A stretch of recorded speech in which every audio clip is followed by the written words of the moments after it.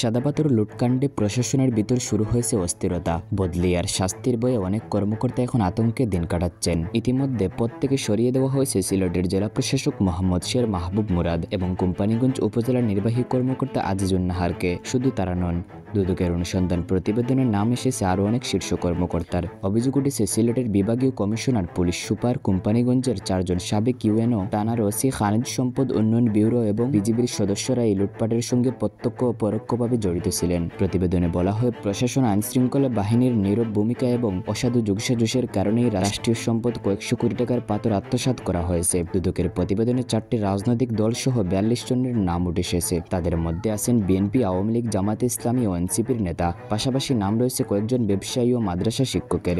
দুদকের তথ্য অনুযায়ী পাথর লুটের প্রক্রিয়া ছিল সুসংগঠিত। নদী থেকে পাথর চুরি করে প্রথমে স্থানীয় স্টোন ক্রাশার কারখানায় মজুত করা হতো, পরে ভাঙিয়ে দেওয়া হতো যাতে আসল পাথরের অস্তিত্ব আর খুঁজে পাওয়া না যায়। অভিযোগ আছে প্রতিটা অবৈধ পাথর থেকে 10,000 টাকা ভাগ পেত পুলিশ ও উপজেলা প্রশাসন। আবার প্রতিটি নৌকা থেকেও আদায় হতো 1,000 টাকা, যা সমান ভাগে ভাগ করা হতো পুলিশ ও প্রশাসনের মধ্যে। এমনকি বোলাগঞ্জ এলাকায় বিজিবির 3টি পোস্ট থাকা সত্ত্বেও সদস্যরা অর্থের বিনিময়ে পাথর উত্তোলনের সুযোগ করে দেন। দুদকের পর্যবেক্ষণে উঠে এসেছে সর্বোচ্চ পর্যায়ের প্রশাসনিক ব্যর্থতা, দুর্নীতি আর যোগসাজশের কারণে পর্যটন স্পটটি প্রায় 80 ভাগ ধ্বংস হয়ে গেছে।